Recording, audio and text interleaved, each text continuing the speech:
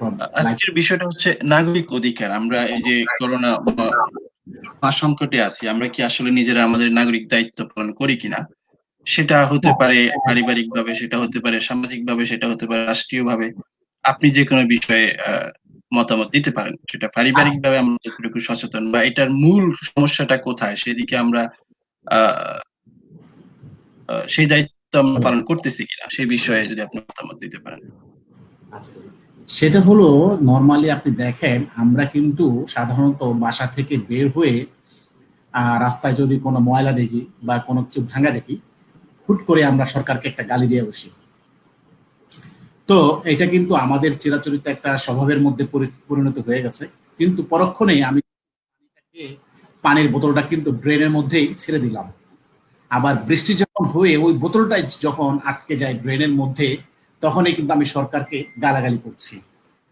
তো এখন দেখেন আসলে আমাদের কিন্তু আগের সময়টা এখন নাই। আমাদের জনগণের মধ্যে সচেতনতা বৃদ্ধি করা বা সচেতন হওয়ার সময়, মানে নিজেদেরকে নিজেই সচেতন করার সময় কিন্তু হয়ে গেছে। এখন আমাদের কিন্তু নিজেদেরকে আগে সচেতন হতে হবে, তারপর আমরা সরকারের দোষারোপ করতে পারি।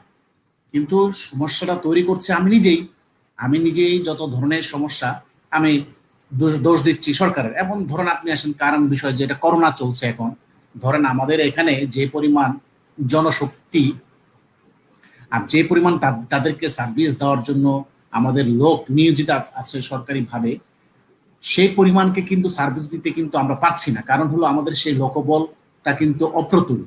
আমাদের জনসংখ্যার তুলনায় আমাদের লোকবল কিন্তু অপ্রতুল। তো তার মধ্যে আমরা কিন্তু সচেতন না, আমরা কিন্তু নিজেরাই। আপনি দেখেন সরকার কিন্তু কোনো এতগুলো জনগণকে একসাথে ইম্পোজ করে ইম্পোজ করে বাধ্য করাটা কিন্তু সো টাফ, এটা সম্ভব না। নাগরিক হিসাবে যদি মানুষ তার সচেতনতার জায়গা থেকে যদি উপলব্ধি করতে না পারে, তাহলে কিন্তু ল এনফোর্সিং করে ইমপ্লিমেন্ট করে আপনি কিন্তু সাকসেসফুল হতে পারবেন না। তো এখন মানুষ সরকারের নিয়ম কানুনগুলো, সরকার যে বিধিনিষেধ জারি করেছিল সেগুলো না মেনে তারা কিন্তু করোনাটাকে স্প্রেড আউট করেছে সারা দেশে কিন্তু ব্যাপক হারে। এখন সরকারের যে যতটুকু সামর্থ্য সেটা দিয়ে কিন্তু সে চেষ্টা করছে, কিন্তু এই ব্যাপক এত জনসংখ্যাকে কিন্তু সার্ভিস দেওয়াটা কিন্তু খুবই টাফ। তো কিন্তু দেখেন আমরা কিন্তু আমাদের নিয়মটা কিন্তু ঠিক মতো পালন করিনি। আমরা নিয়মটা ভেঙেছি, আমরাই সচেতন ছিলাম না, কিন্তু সরকারকে পরক্ষণে আমরা আরো সমালোচনা করছি সরকারের। খুব এটা তো সহজ, আসলে সরকারের সমালোচনা করাটা কিন্তু খুব সহজ, এটা কিন্তু কঠিন বিষয় না। কিন্তু আমার নিজের দায়িত্বটা পালন করা একটু কিন্তু আমরা করি না, না করে কিন্তু সরকারের দায়িত্বটা নিজের দায়িত্বটা এড়িয়ে কিন্তু সরকারের উপর দোষটা চাপিয়ে দিই। আমাদের এটা স্বভাব হয়ে গেছে। তা আমি বলবো আসলে আমাদের এখন সচেতন হওয়ার সময় হয়ে গেছে। পাশাপাশি আরেকটা জিনিস আমি গুরুত্ব দিতে চাই, সেটা হলো আসলে আমাদের জনসংখ্যা যে নিয়ন্ত্রণ করার জন্য আমাদের উপর যে একটা নিজস্ব দায়িত্ব রয়েছে, সেটা কিন্তু আমরা পালন করছি না। ব্যাপক হারে জনসংখ্যা কিন্তু বৃদ্ধি হচ্ছে, এটাও কিন্তু একটা মূল কারণ। যেহেতু আমাদের দেশটা একটা গরিব দরিদ্র দেশ, এখানে কিন্তু সম্পদের তুলনায় কিন্তু মানুষ অনেক বেশি, ভোগের মানুষ অনেক বেশি উৎপাদনের চেয়ে, যার কারণে এটা একটা আরেকটা সমস্যা। তো ঠিক আছে, আপনি বলেন, পরে আমি বলছি আবার। না, আমি আমি আপনাকে আপনার কথার সাথে আমি দ্বিমত করতেছি না। তবে আমি একটু ভিন্ন বিষয়ে আলোচনা নিতে চাই। সেটা হচ্ছে যে আমরা যে আমাদের নাগরিক দায়িত্ব সেটা কি আমরা ঠিকমতো পালন করি কিনা সেই বিষয়টা। যেমন আমাদের পারিবারিকভাবে আমাদের যে সচেতনতা, সেটা তো কেন আমরা এই অসচেতন সেটার জন্য কি দায়ী কি আমরা সরকারকে দিতে পারি? অবশ্যই দিতে পারি, সমাজকে দিতে পারি, পরিবারকে দিতে পারি, সরকারকে, সবাইকে দিতে পারি। তা আমি আজকে কেন অসচেতন সেটা কিন্তু আমি দায়ী না, আমাকে অসচেতন করে রাখা হলো। এবং আহ, এটা অনেকদিন ধরেই এই সমস্যাটা। দেখুন, আমি তো হঠাৎ করে সচেতন হব না, কারণ আমি তো যে সমস্যাটা সেই সমস্যাটা তো আমি বুঝতেই পারিনি এটা সমস্যা, তাই না? এটা এবং ধরেন আমরা আমার যেহেতু আমি মাদ্রাসায় পড়েছি, আমি আমি মাদ্রাসা বিষয়ে জানি। আমরা যখন দেখি যে যেভাবে বাংলাদেশে একজন সচেতন নাগরিক যদি ধরেন, আমি মনে করি সে তার কি করা উচিত? সে অবশ্যই আ স প্রথমত নিজেকে স্বশিক্ষিত করতে হবে। কিন্তু সরকার এখানে দায়ী, আমাদের আ পরিবার দায়ী, এবং সমাজ দায়ী। তার কারণটা হচ্ছে আমাদেরকে ছোটবেলা থেকেই যে ধারণাগুলি দেয়া হয়, এই ধারণাগুলি হচ্ছে শুধুমাত্র শুনো আর মানো। হ্যাঁ, এখানে যে যুক্তি বা যাচাই বাছাই করা এই বিষয়গুলি কিন্তু আমাদেরকে শিক্ষা দেওয়া হয় না।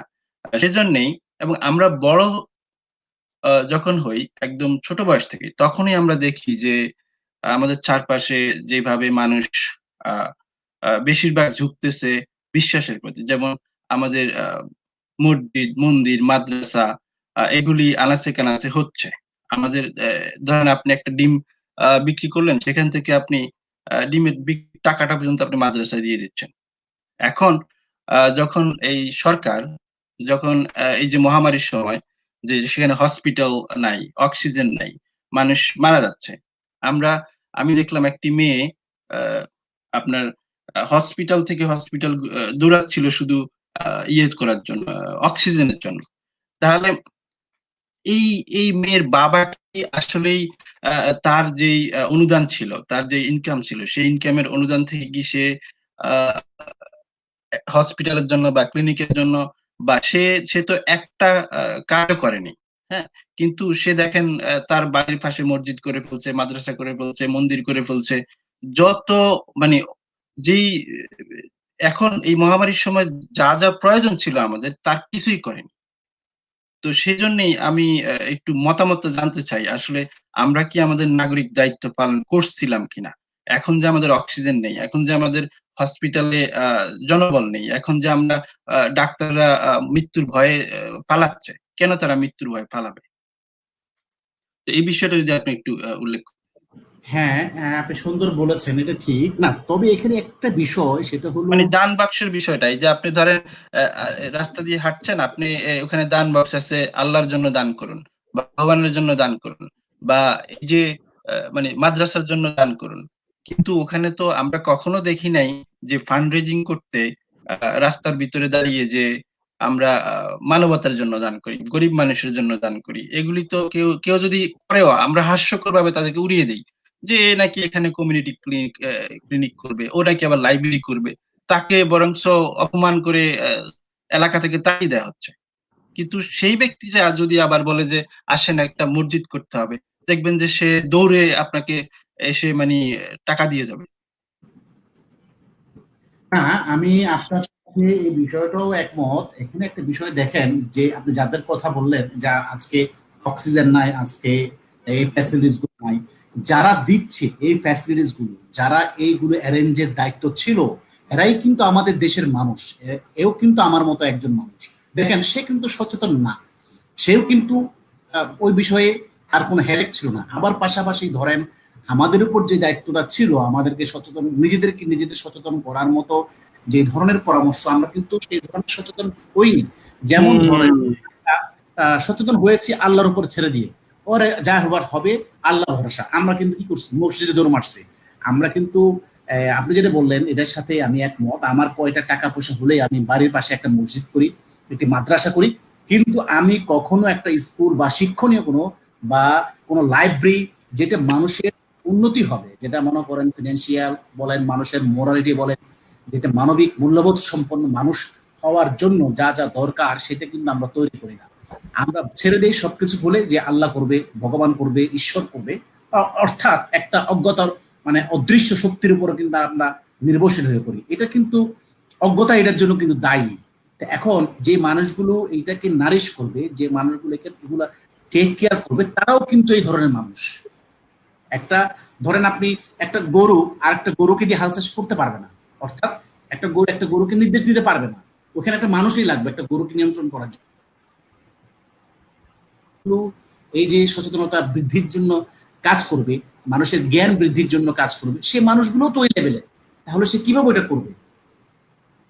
আপনি বুঝতে পারছেন আমার কথাটা, আমি যেটা বুঝাতে চাচ্ছি? তো এখানে সবকিছু ধরেন, আপনি যদি জিনিস খুঁজে পান, সেটা দেখবেন ঘুরে ফিরে কোনো কিছু খুলেই পড়াশোনা করা বা জ্ঞান অর্জন করা, সেদিকে কিন্তু কোনো নজর নাই। সবকিছু সৃষ্টিকর্তা করবে, আল্লাহ করবে, ভগবান করবে, ঈশ্বর করবে, এই বলে। আপনি করোনা পরিস্থিতিতে এটাই দেখেন। আমরা কিন্তু প্রথম দিকে যদি আমরা নিয়মগুলো পালন করতাম, আমরা কিন্তু নিয়ন্ত্রণ করতে পারতাম।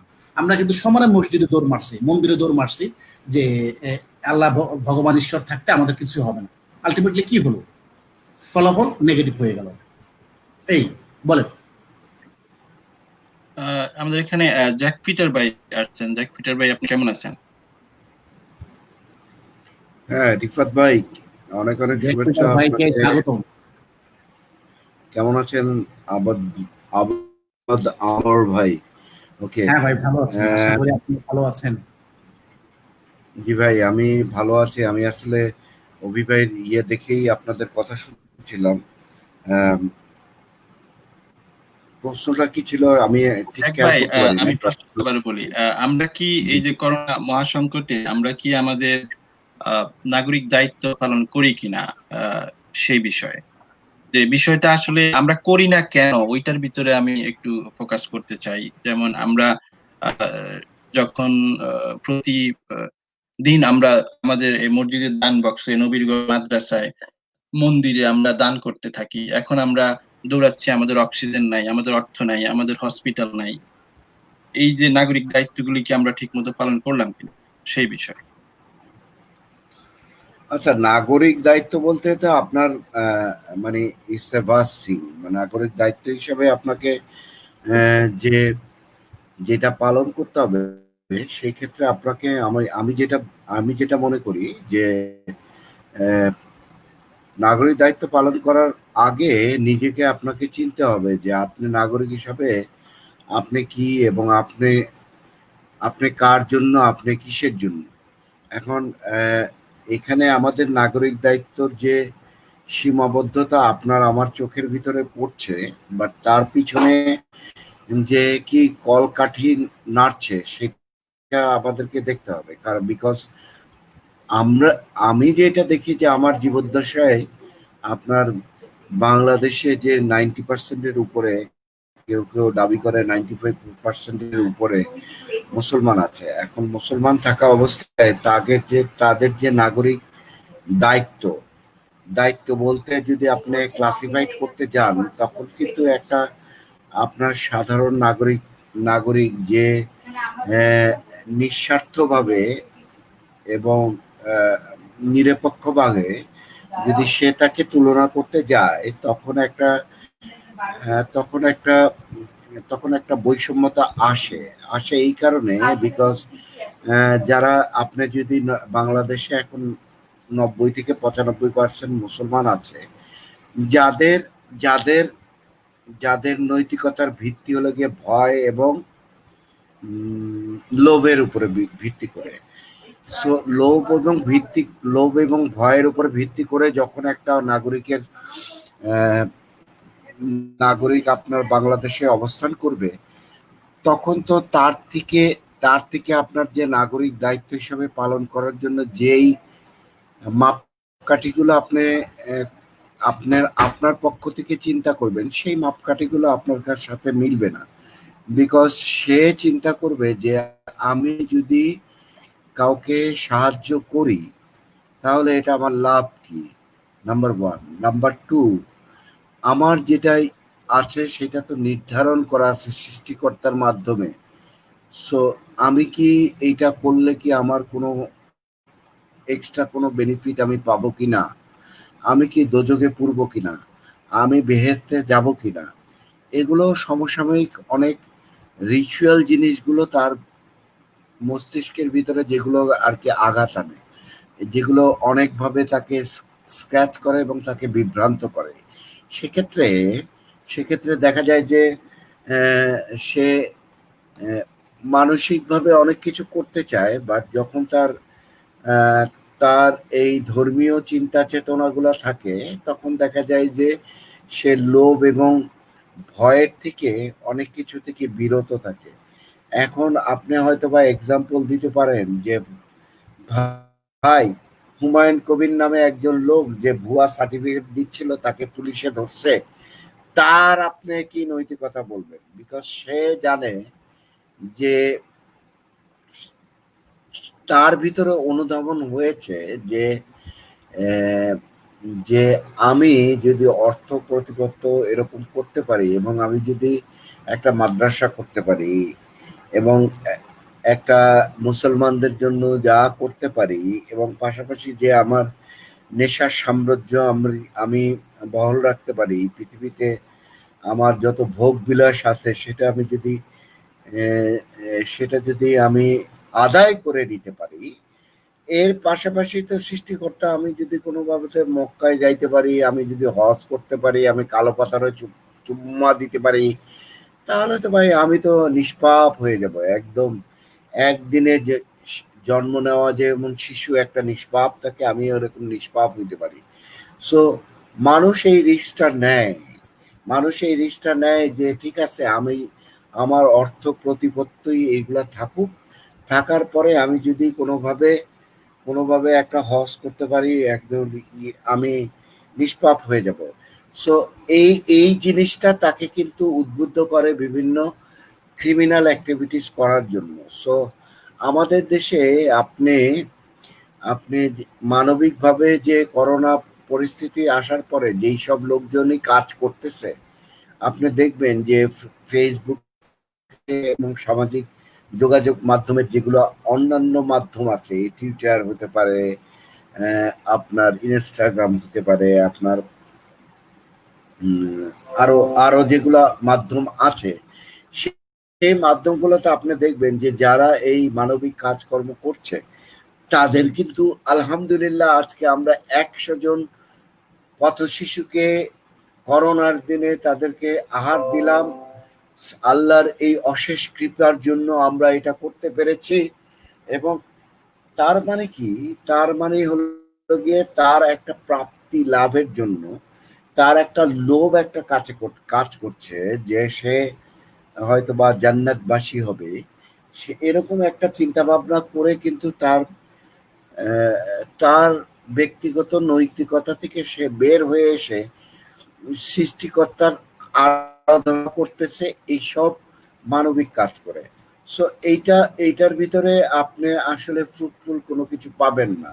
দেন হলো যে 95% মুসলমান চিন্তা করে যে আমার যাক, গত ঈদ গেল, আমার জাকাতের টাকাটা আমাকে এক মুসলিমকেই দিতে হবে, আমার ক্লোজ আত্মীয় স্বজনের ভিতরে থাকলে তাকে দিতে হবে, অথবা কোনো মুসলিম ভাইকে দিতে হবে। আমি যদি অমুসলিমকে দেই তাহলে তো আমার এটা এটা আমার জন্য কোনো ফ্রুটফুল হইল না।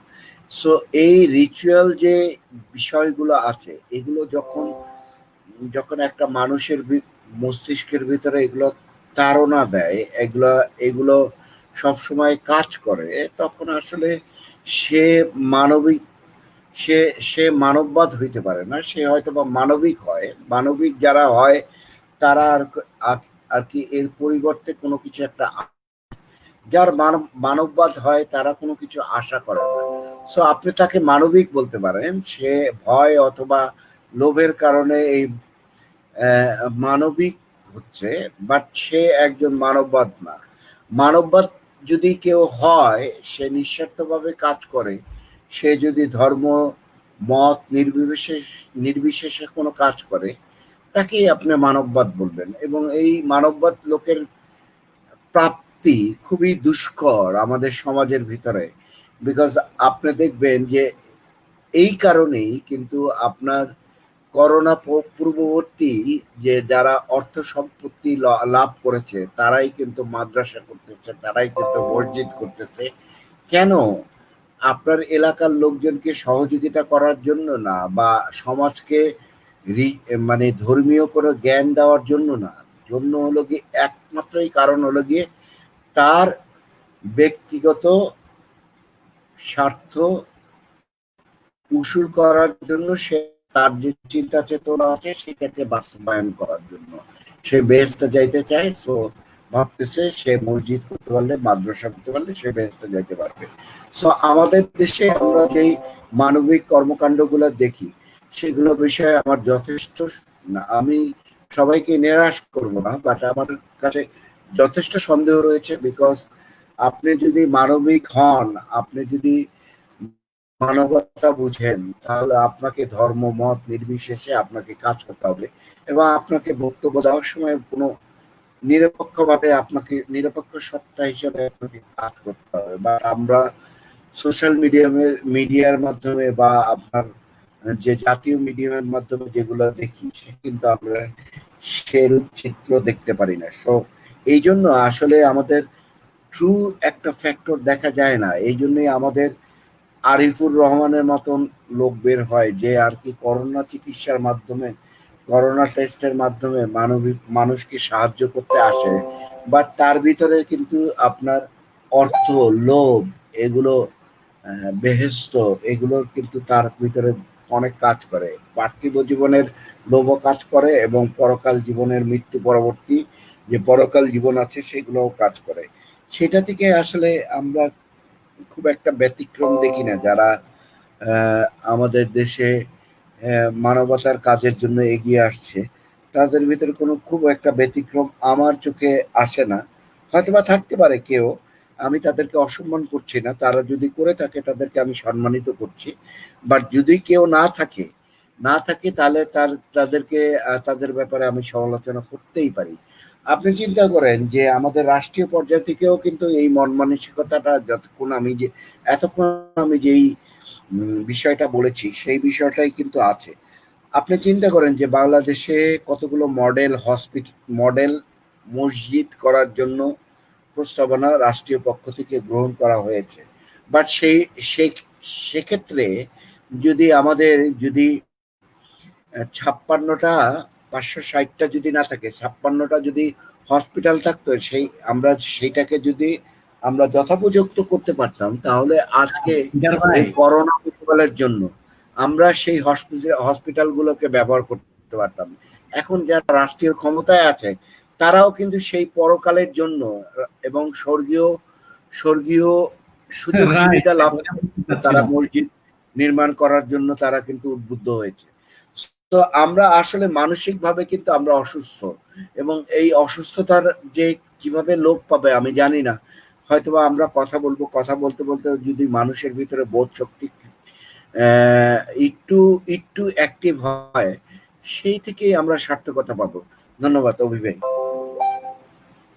না পিটার ভাই, আপনি ঠিকই বলেছেন লাস্ট কথাটা। আসলে এই যে 560টা যে মসজিদ তারা মডেল মসজিদ বানাচ্ছে, কারা বানাচ্ছে? আসলে যারা বানাচ্ছে এরাও তো ধরেন ধার্মিক, এরাও লোভে, পরকালের লোভে এরা এগুলো করছে। এরাও তো ব্রেন তাদের ওয়াশ। তো এখান থেকে তো আসলে মুক্তির উপায় না যতক্ষণ না পর্যন্ত আপনি একটা মূল্যবোধ সম্পন্ন মানুষ তৈরি করতে না পারবেন। আর আপনি যেটা বললেন, আমি প্র্যাকটিক্যালি কিন্তু বাস্তব, আমি আমার অভিজ্ঞতা থেকে আমি বলতে পারি। আমি যখন দেখেছি যে মানবিক হিসেবে আপনি যত কথা বললেন, এরা যখনই 2টা টাকা 2টা পয়সা একজন ভিক্ষুককে দেয়, তখন আমি দেখেছি এদের কথাই হলো আমি পরকালে এটা রিটার্ন পাবো। অর্থাৎ এই মানুষগুলো মানে যাই করুক না কেন তার পার্থিব জীবনে ক্ষুদ্র একটা ভালো কাজ যদি সে করে, সেটার জন্য কিন্তু লোভাতুর থাকে সে। মানে অর্থাৎ সে গাইডেড হয় পরকালের আশা করে, মানে রিটার্ন পাওয়ার জন্য, প্রতিটা তার কর্মের জন্য। সো এই মানুষগুলোকে আপনি, হ্যাঁ, মানবিক আপনি বলতে পারেন, কিন্তু মানবিক আসলে আহ, যদি একটা মানুষ তার রিটার্ন দাবি করে তাহলে মানবিক বলা যায় কিনা জিনিসটা আপনি আবার একটু বলবেন। যেহেতু এখানে কোনো স্বার্থ তার জড়িত। হ্যাঁ, আমি কাউকে কিছু দিলাম, কাউকে কিছু সাহায্য করলাম, সেখানে যদি আমার কোনো স্বার্থ না থাকে, হ্যাঁ আমি মানববাদে মানববাদ, কিন্তু মানবিকও বটে আমি যেটা মনে করি আর কি। কিন্তু যারা স্বার্থ দাবি আশা করে, যে পরে রিটার্ন দাবি করে, তারা তো মানবিক কিভাবে, সেটা আমার আসলে বোধগম্য না। আর আরেকটা জিনিস আমি দেখলাম যে যত আমার যত মানুষ এই যে হজ হজ নামক একটা ব্যাপার থাকে, এরা কিন্তু আমি দেখেছি বাস্তব জীবন থেকেই যে এরা বেশিরভাগ লোকগুলাই কিন্তু 2 নাম্বার বলতে পারেন। যে বাস্তব জীবনে তারা খুবই 2 নাম্বার। তাদের একটাই উদ্দেশ্য যে আমি হজ করলে তো সব শিশুর মতো আমি পবিত্র হয়ে যাব, কিন্তু অপকর্ম সব থেকে যে বিরত থাকে না। হ্যাঁ, ধন্যবাদ অভিনব ভাই, আপনি বলেন। না, যাই হোক, পিটার ভাই এবং আমার ভাই আবদ, আমার ভাই, আপনারা আসলে খুব সুন্দরভাবেই তুলে ধরেছেন। কিন্তু এখানে আপনি যে ওই যে মানবিক কথা বলছেন, মানবিক মানুষ, আসলে আপনি যদি ধর্মটাকে ধারণ করেন বা যে ধর্ম যদি পালন করেন, ধর্ম বিশ্বাস করেন, সেখানে আপনি নিজে মানবিক হলেও কিন্তু ধর্ম আপনাকে মানবিক হতে দিচ্ছে না। এটা স্পষ্ট, এটা আমরা সবাই জানি। কারণ সেখানে সবচেয়ে গুরুত্বপূর্ণ বিষয় হলো যে তার যেই ধর্মের ঈশ্বর, আর তার নীতি নৈতিকতা জ্যাক ভাই কিন্তু একটু টাচ করে গেছেন সেদিকে। ওই ঈশ্বরের চাওয়া পাওয়াটাই হচ্ছে তার নীতি নৈতিকতা। সেজন্য আপনি নিজে মানবিক হলেও আপনি ধার্মিক হন, আপনি যেই মানবতার কাজ আপনি করতে পারবেন না। সেখানে আপনার স্বার্থ থাকবে। তো এই স্বার্থটা যদি আপনি দূর করতে না পারেন, তাহলে আপনি একজন মানবিক মানুষ হতেও পারবেন না। আর ধর্ম মানে হচ্ছে স্বার্থ। হয়তো আপনি পৃথিবীতে পাবেন, আর না হয় আপনি আখিরাতে পাবেন। আ প্রত্যেকটা কাজে হচ্ছে তাদের স্বার্থে হয়। আরেকটা বিষয় হচ্ছে যে আমরা এখান থেকে মুক্তি পাবো কি করে? আ এটা একটা প্রশ্ন। এখন মুক্তি পাওয়ার দিকটা কিন্তু আসলে আমরা ধীরে, ধীরে ক্লোজ করে দিচ্ছি। তার কারণ হচ্ছে যেহেতু আমি মাদ্রাসা ব্যাকগ্রাউন্ড, আ আমি আবারও সেই কথাই বলব যে আমাদের আ প্রত্যেকটা মানুষের ওই যে লোভ আর ভয়, সেই লোভ থেকে, সেই জাহান্নামের ভয় থেকে আমরা যত ধরনের অপরাধ, সেই অপরাধগুলি করার পরে একটা সময় এসে আমরা চিন্তা করি যে আমি ক্ষমা চাইবো। যেহেতু যেহেতু আমি ইসলামী ব্যাকগ্রাউন্ডে, আমি এখানে আল্লাহর কথাটাই বলব। আল্লাহ সবচেয়ে বেশি খুশি হন যখন আ মানুষ পাপ করে এবং তার কাছে ক্ষমা চায়। এবং তিনি এমনও বলেছেন যে মানুষ যদি পাপ না করত এই জাতি, তাহলে তিনি আরেকটা জাতি সৃষ্টি করতেন। তাহলে এখানে পাপটা কিন্তু হবেই। হ্যাঁ? তো এই মানুষগুলি যখন তার চিন্তা করে যে আমি ক্ষমা চাইতে হবে, আমাকে মাফ করে দিবে, তখন সে কিন্তু আ চিন্তা করে তার পাশের বাড়ির যে মসজিদ বা মাদ্রাসা আছে সেখানে আর কিছু যুক্ত করা যায় কিনা।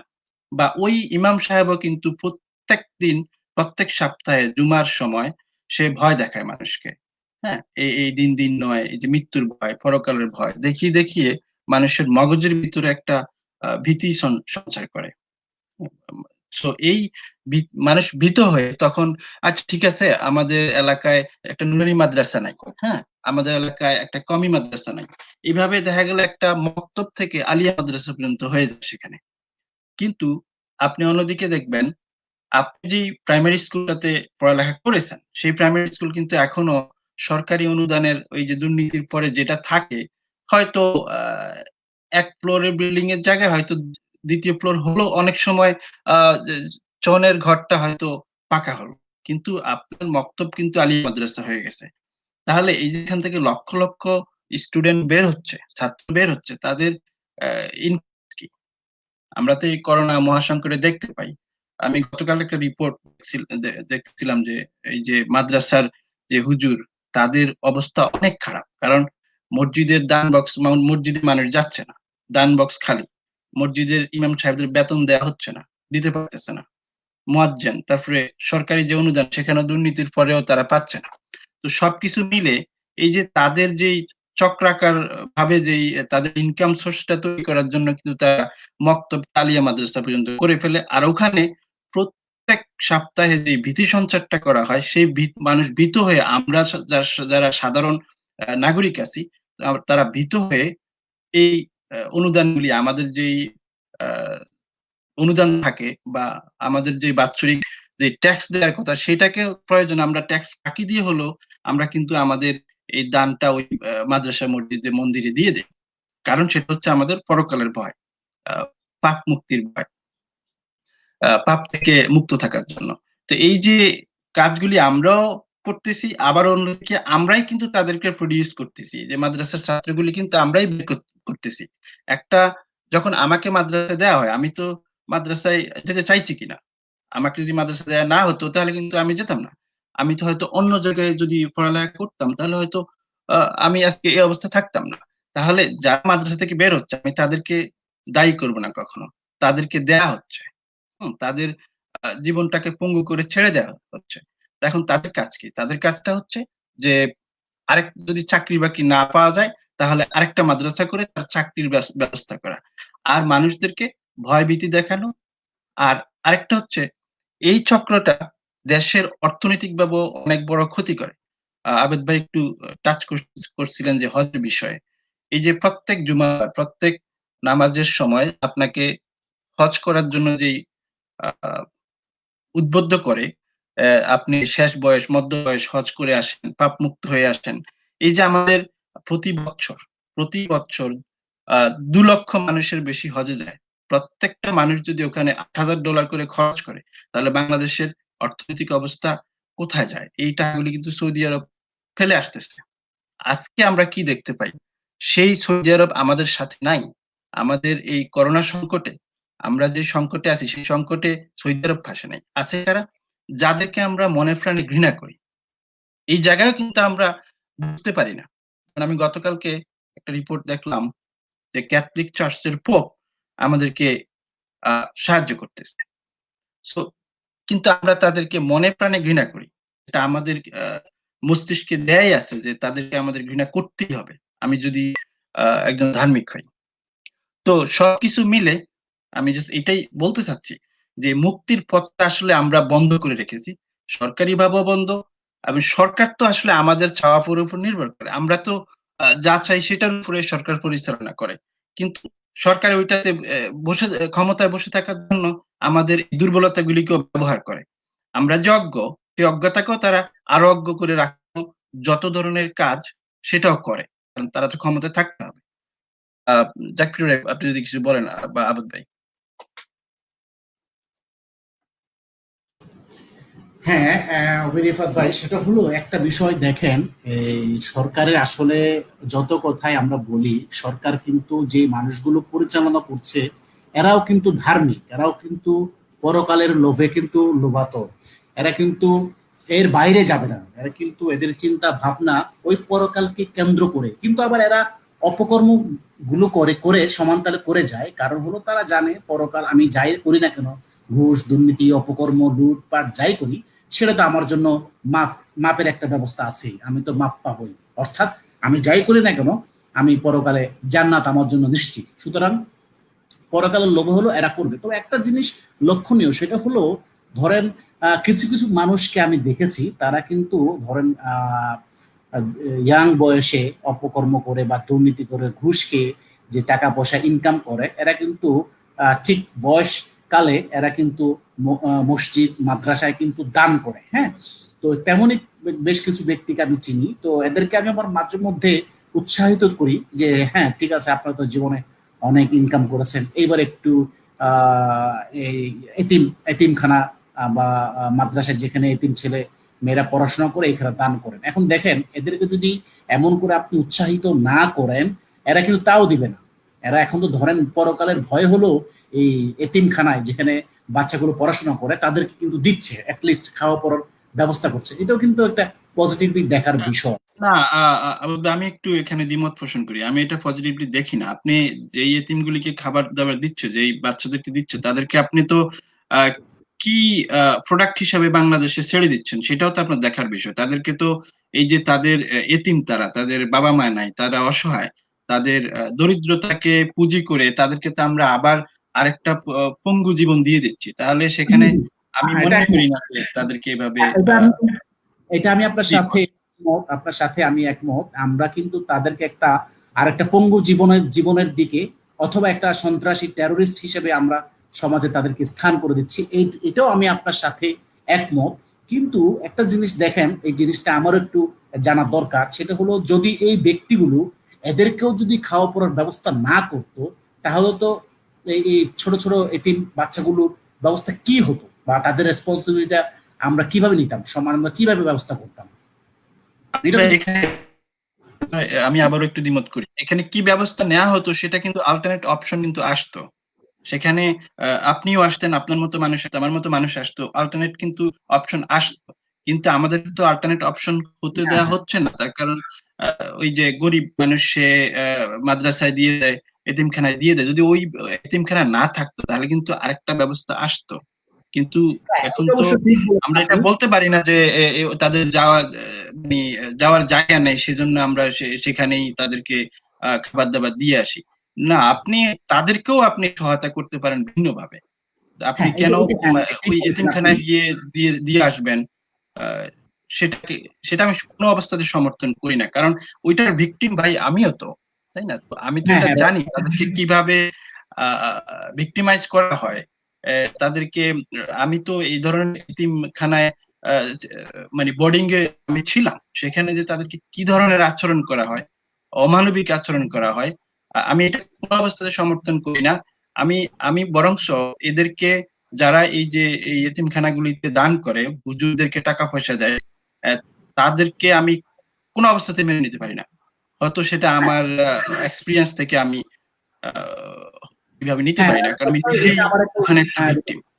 হ্যাঁ রিফাত ভাই, আমার এই জিনিসটা একটু গ্যাপ ছিল, আপনি বলেছেন ভালো করেছেন, এই জিনিসটা আমার গ্যাপ ছিল যে আসলে ওইখানে প্রকৃতপক্ষে ওদের বাচ্চাগুলোর সাথে কি ধরনের আচরণ করা হয়, তাদের কি ধরনের শিক্ষা দেওয়া হয়, এটা আমার গ্যাপ ছিল, আপনি বলেছেন ভালো করেছেন।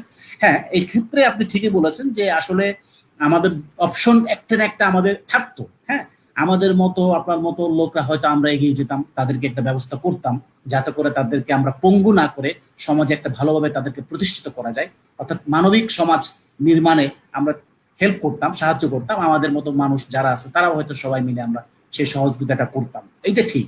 হ্যাঁ তবে এখানে আরেকটা জিনিস যেটা আপনি বললেন যে এ থেকে উত্তরণের আসলে উপায় কি, আসলে আমার যদি ব্যক্তিগত মতামত আমি বলবো, এ থেকে আসলে উত্তরণের উপায় আসলে মানুষকে মানুষের নিজেকে নিজে বা সামাজিকভাবে করতে হবে, কারণ সরকার থেকে বা একটা জনগোষ্ঠী থেকে এই পরিস্থিতিতে আমাদের এই দেশে সম্ভব না।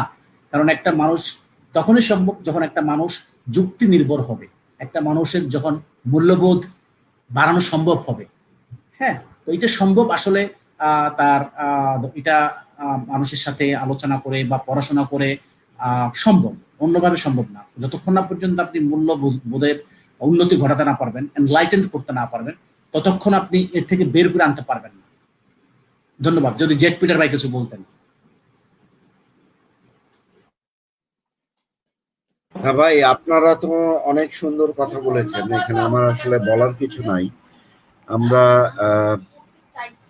রিফাত ভাই, অন্য কোনো কোশ্চেন থাকলে সেটা যাই, কারণ বিকজ আমরা অনেক ডিসক্রাইব করেছি আপনার আগের প্রশ্ন সম্বন্ধে। হ্যাঁ, অথবা এটা নতুন কোনো একদম। প্রশ্ন থাকলে তাকে অ্যাড করতে পারেন, আমাকে ব্যাক স্টেজে রাখতে পারেন, কোনো সমস্যা নেই। আচ্ছা, আরেকটা প্রশ্ন হচ্ছে, এই যে ধরেন মুক্তির যে কথা আমরা বলি, এই যে এতিম বাচ্চাদের বা এই যে মাদ্রাসার ছাত্রদের বা এই যে তাদেরকে উম, বা এই ধরনের সমাজকে আপনি যদি পরিবর্তন করতে হয়, প্রথম হচ্ছে আপনি মানুষের কথা বলার অধিকার আসলে দিতে হবে, মত প্রকাশের স্বাধীনতা।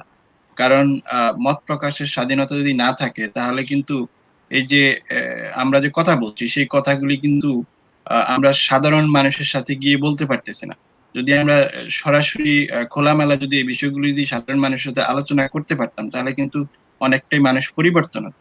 সো এই জায়গাতেও আমাদের কাজ করতে হবে। তো এই জন্যই আমার সবসময় ফোকাস থাকে যে মত প্রকাশের যেই স্বাধীনতা বা ব্যক্তি স্বাধীনতা বা ইন্ডিভিজুয়াল রাইটস বা ফ্রিডম অফ স্পিচ, এই এই জায়গাতে আমাদের প্রচুর কাজ করতে হবে। আহ, বাংলাদেশের মতো জায়গায় তো মানে সাধারণ মানুষ তো দূরের কথা, যারা একটু অনলাইনে এসে কথা বলে তাদেরকেও স্তব্ধ করে দেওয়া হয়। তো সেই বিষয়ে যদি আপনারা কেউ কিছু বলতেন। রিফাত ভাই, আপনি প্রথমে এতিমের কথা বলছেন।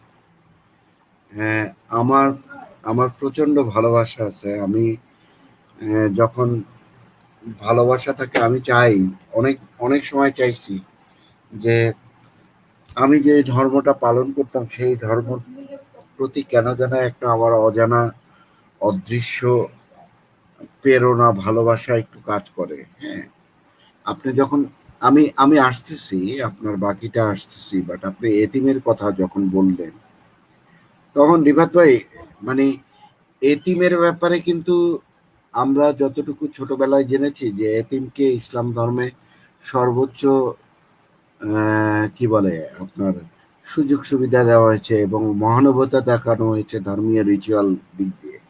বা আপনাকে আমি একটা একটা একটা এক্সাম্পল দিই, একটা এক্সাম্পল দিলে আপনার আপনার এবং দর্শকদের ক্লিয়ার হবে। ধরেন আমি, আমার ভাই, আমার বোন সহ আমরা 3 ভাই বোন আছি। 3 ভাই বোনের ভিতরে আমার 3জন সন্তান আছে, আমার একটা ছেলে এবং 2টা মেয়ে আছে। কোনো কারণে আমি যদি মারা যাই আজকে, তাহলে আমার বাচ্চারা এতিম হয়ে গেল, রাইট? রিফাত ভাই, বুঝাইতে পারছি? হ্যাঁ, হ্যাঁ, এতিম হয়ে যাবে। সেটা আপনার আচ্ছা ঠিক আছে, বলেন, আপনি সামনে আগে, আমি বলতে পারি। আচ্ছা, আমি কমপ্লিট করতেছি। আচ্ছা, এতিম হয়ে যাচ্ছে। সো ধার্মিক হিসাবে যদি মুসলিম হয়ে থাকি, তাহলে ধার্মিক হিসাবে সবার ভিতরে সহানুভূতি থাকাটাই তো কাম্য, এবং এই এতিমদেরকে তারা যাতে পৃথিবীতে তাদের জীবন জীবন আহ, সুন্দরভাবে গড়ে ওঠে, সেইটাই ধার্মিকদের কাছে একটা কাম্য হবে। ওকে, ঠিক আছে, আমি যদি মনে করি যে আমি একটা ধার্মিক, বাট প্রবলেমটা হলো গিয়ে যে 1 মাস পরে যদি আমার বাবা মারা যায় কোনো একটা কারণে, মারা গেলে আমার এই এতিম সন্তানরা আমার বাবার কোনো সম্পত্তি পাবে না। এইটাই হলো গিয়ে ইসলামিক শরিয়া আইন। এইটাই হলো হ্যাঁ, গিয়ে বিষয়টা ইসলামিক আপনি শরিয়া একদম নীতি। সঠিক বলেছেন। এটা সহিহ বুখারী হাদিসও আমরা পাই, এবং ফিকহ শাস্ত্র যারা, আমি এই বিষয়টা আমি একদম ছোট বয়সে জানি, যেহেতু আমি মাদ্রাসায় পড়ছি। তখন আমি প্রশ্ন করলাম, আমার শিক্ষককে প্রশ্ন করলাম যে তাহলে এটা কি ধরনের আচরণ, যে একজন আহ, একজন এতিম সন্তানের বাবা মারা গেল দাদার আগে, সেখানে কি করে এই তার বাবার সম্পত্তি থেকে বঞ্চিত করা হয়। তারা আসলে কোনো সদুত্তর দিতে পারেনি, তারা একটাই বলতো যে এখানে ওসিয়ত করা হয়। হ্যাঁ, দাদা চাইলে দিতে পারে। এখন দাদার ওসিয়ত তো ওসিয়তের উপরে, ওয়াজিব। দাদার দয়ার উপরে নির্ভর করবে তা মাস্ট। এই আহ, হ্যাঁ এই, কিন্তু তারা আবার ভিন্নভাবে উপস্থাপন করে যে এতিমের উপর সদয়। আরে সে তো এতিম হলো বা মেসকিন হলো, আপনি কেন তাকে মেসকিনের মতো আচরণ তার সাথে করতে হবে? দাদার তো তার আপন সন্তান, তাই না? তো আপন সন্তানকে সে তার অধিকার, উত্তরাধিকার সম্পত্তি সে তো অটোমেটিকলি পাবে। আহ, কেন আমার এই তাকে দান করতে হবে? এক, দুই নাম্বার হচ্ছে ধরেন দাদা উচিত করার সুযোগই পেল না। ধরেন আপনি একজন মানুষ অ্যাক্সিডেন্ট করে বাবা মারা গেল, সেই সংবাদ শুনে যদি হার্ট অ্যাটাক করে যদি দাদা মারা যায়, তাহলে দাদারাই কিন্তু বাবা মারা গেছে, তাহলে সে তো উচিত করতে পারলো না। এখন চাচারা যদি দয়া করে, তাহলে সে হয়তো কিছু পাবে, ডোনেশন হিসেবে পাবে। সে তার উত্তরাধিকারী যে সম্পদ সেটা কিন্তু পাচ্ছে না। যদিও এটা তো আমাদের দেশে ম্যান্ডেটরি। যে, জি বলেন দেখবেন। জি ভাই, আবেদ ভাই।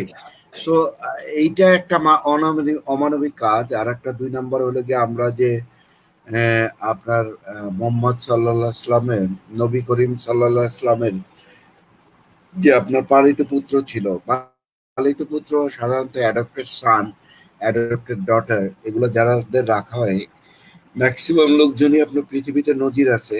হয়তোবা আপনি যদি পার্সেন্টেজ অ্যানালাইসিস করতে যান, it should be more than 90% যারা হলো গিয়ে এতিম বাচ্চাদেরকে অ্যাডপ্টেড সান হিসাবে নেয়। এখন অ্যাডপ্টেড সান হিসাবে আপনি আমাদের নবী যে আচরণ করলো, তার মেয়েকে বিয়ে করলো, তাহলে এটা এতিমের প্রতি একটা জুলুম হলো। সো আমি আমি বিভ্রান্ত হই যখন যখন আমার হুজুর বলতো যে ইসলাম ধর্ম সবথেকে এতিমদেরকে সবথেকে সর্বোচ্চ সুযোগ সুবিধা দিছে এবং তাদেরকে সবথেকে সম্মানিত করছে। তখন তো আমি এই দুইটার উত্তর উত্তর যখন খুঁজতে যাই, তখন আসলে আমি কোনো সাদৃশ্য পাই না। আবেদ ভাই, বলেন, আপনার আপনার একটু মতামত বলেন, হ্যাঁ, শুনি। পিটার ভাই, এটা তারপরে কথা বলবো। হ্যাঁ আপনি ঠিকই বলেছেন। আসলে অ্যাডাপ্টেশন যে একটা খুব মানবিক একটা প্রথা, মানবিক একটা প্রথা। সাধারণত কি হয় দেখেন, আমাদের দেশে এই যে ধরেন অনেক বাচ্চারা রাস্তাঘাটে পড়ে থাকে, এদেরকে কিন্তু অনেক দম্পতি নিয়ে যায়, অর্থাৎ এত থেকে অ্যাডপ্ট করে নিয়ে যাচ্ছে। একটা এতিম বাচ্চার জায়গা কিন্তু যে কোনো দম্পতির পূরণ করার একটা সুযোগ কিন্তু থাকে। কিন্তু আমাদের নবী করিম সাল্লাল্লাহু আলাইহি ওয়াসাল্লাম কি করলো, আপনি যেমনটা বলছিলেন যে এতিম বাচ্চাদেরকে কি ঘোষণা করা হলো যে না, আজকে থেকে এতিম পালিত পুত্র কোনো পুত্র না। এই যে তার ঘোষণা দিয়ে দিল একটা মহৎ কাজকে, একটা মানবিক কাজকে, একটা ভালো কাজকে যে অবৈধ ঘোষণা দিয়ে দিল, তাতে করে কিন্তু এই মুসলিম জাতি কিন্তু সেটার উপর কিন্তু ফলো করে তার এই আহ, তার কথাকে, তার নির্দেশনাকে, সবকিছুকে। তাহলে কি একটা মানবিক প্রথা, একটা মানবিক পদ্ধতি কিন্তু বাতিল হয়ে গেল। অর্থাৎ যারা এতিম তাদের জন্য একটা জায়গা ছিল, একটা আসলে তো যারা এতিম তারাই শুধু এর ব্যথা বেদনা অনুভব করতে পারে। বাকিরা কিন্তু এটা পারবে না কখনো, যাদের বাবা মা নাই, বাবা মা আছে, তারা কিন্তু ওইটার অনুভব ব্যথাটা ফিল করতে পারবে না একজন এতিমের মতো। তো সেই যেখানে একটা জায়গা পেত, বাবা মায়ের একটা জায়গা পেত, স্থানটা পূরণ করতে পারতো, সেই স্থানটা কিন্তু এতিম থেকে কেড়ে নেওয়া হলো। অর্থাৎ এতিমের প্রতি কিন্তু আপনি বলতে পারেন চরম একটা অন্যায়, অর্থাৎ একটা খুবই অমানবিক কাজ। তো এক্ষেত্রে আমি কখনো মানে ধর্মের এই বিষয়টাকে আমি কখনো মানবতার সাথে আমি মিলাতে পারি না, আপনার মতো আপনি যেমনটা বলছিলেন। তারপরও দেখেন, তারপরেও অনেক মানুষ আছে, তারপরেও অনেক মানুষ আছে সেই নির্দেশনাকে না মেনে তারা কিন্তু অনেক মানুষকে, ছেলে মেয়েকে আপন করে নেয়, বড় করে নেয়। এবং আমাদের নবী করিম সাল্লাল্লাহু আলাইহি ওয়াসাল্লাম কি করলো, তার পালিত পুত্র যে জায়েদ, তার স্ত্রীকে কিন্তু সে নিজে বিয়ে করে নিল। অর্থাৎ যে স্ত্রী তাকে বাবা বলে ডাকতো আর উনি বৌমা বলে ডাকতো, সেই বৌমা মাকে বিয়ে করে ফেললো আমাদের নবী করিম সাল্লাল্লাহু আলাইহি ওয়াসাল্লাম। তা এটা আমি বুঝি না আসলে মানুষ কিভাবে এটাকে মানবিক হিসেবে বিবেচনা করে। হ্যাঁ, বলেন পিটার ভাই। তাই রিফাত ভাইয়ের কাছে তো আমার একটু প্রশ্ন থাকবে, আমি একটু লালু উস্তাদের মতন বলতেই চাই যে ইসলাম আপনার কি বলেন, আপনার তো বহুত সুযোগ সুবিধা দিছে, আপনার জাকাত দেওয়ার বিধান বানাইছে, বাট রিফাত ভাই আপনি চিন্তা করেন কত কত বড় একটা ধর্ম যেখানে আপনাকে জাকাত দেওয়ার জন্য বিধান করা হয়েছে, বাট অন্য জায়গায় তো ওইভাবে বলা হয় না, হেয়ালি ভাবে আপনাকে নির্দিষ্ট করে বলা হয় না যে আপনি কাকে জাকাত দিবেন, কি দিবেন। So that is the thing. আপনার কাছে মনে হবে যে আমরা যারা মডারেট মুসলিম তারা চিন্তা করি যে আরে এইটাই তো একটা সহি ধর্ম, যে এইটাকে জাকাত দেওয়ার একটা বিধান দিছে। লাস্ট লাস্ট ইয়েতে ঈদের আগে আমার ওয়াইফকেও আমি দেখলাম কাকে কাকে বিকাশ করে করে বিভিন্ন জায়গায় টাকা পাঠাচ্ছে, এই করতেছে ওই করতেছে, তার গোল্ডের সাথে ক্যালকুলেশন করতেছে। সো বাট আপনার কথা হলো গিয়ে যে এই যে জাকাতের অর্থ, এই জাকাতের অর্থ কিন্তু একমাত্র মুসলমানদের উপরেই, এবং আপনার এই জাকাতের অর্থটা হলো গিয়ে প্রথম দাবিদার হলো গিয়ে আপনার নিজস্ব আত্মীয় স্বজন এবং পাড়া প্রতিবেশী, এবং তারপরে হলো গিয়ে তা মুসলমানদেরকে। আপনি এটা তো বিধর্মী কোনো লোকদেরকে দিতে পারবেন না। এবার কোরবানি করবেন, যে কোরবানি করার পরে যে মাংসটা, সেই মাংসটা আপনি কোনো বিধর্মী লোককে দিতে পারবেন না। ভাই বিধর্মী লোকের কি পেট নাই? তার কি এটার মুখ নাই? দেখবে আপনার কথা বোঝা যায় না। না, আমি বললাম যে বিধর্মী লোকের কি কোনো পেট নাই? তার কোনো কি পিটার ভাই, এটা মুখ নাই? ভূমিকা তো দেওয়া যাবে না, এটা ইসলামের বিধান মতে আপনাকে শুধু মুসলিমদেরকেই আপনি সাহায্য করতে হবে। আপনাকে, আপনি জাকাতের টাকা বলেন বা কোরবানির সময় যে যে মাংস বিতরণ করেন গরিবের জন্য, সেইটাও কিন্তু আপনাকে মুসলিমদেরকেই দিতে হবে। আপনি কিন্তু কোনো অমুসলিমদেরকে দিতে পারবেন না, এবং সেটার বিধান নাই ইসলামে। তাহলে এখন আপনি একটা মানবিক মানুষ যখন আপনি নিজেকে দাবি করবেন, আপনি মানবতার ধর্ম যখন দাবি করবেন, তখন কিন্তু আপনার কাছে কোনো ধর্ম মুখ্য ব্যাপার হওয়ার কথা ছিল না। কিন্তু আপনি এখানেই ধর্মকে আপনি মুখ্য বানিয়ে ফেলছেন, যখন আপনি অমুসলিমদেরকে আপনি মতটুকু দেখাচ্ছেন না। হ্যাঁ, আবুদ ভাই, এটার রেফারেন্সটা আমি যদি দিই, ওই যে সূরা আত-তাওবার 29 নম্বর আয়াতে বলছে যে জিজিয়া, যেই প্রধান জিজিয়া আলাদা করা হলো কেন, এটার কারণটাই হচ্ছে একটা উদাহরণ কিন্তু আমাদের এই সাম্প্রদায়িক হুজুররাই দেয়, যে বলে যে যেহেতু আপনার জাকাতটা আহ, অমুসলিমকে দিতে পারবেন না, সেহেতু আপনি জিজিয়াটা আলাদা আদায় করবেন, যাতে জাকাতের টাকা আর অমুসলিমের ট্যাক্সের টাকা যাতে একসাথ না হয়ে যায়।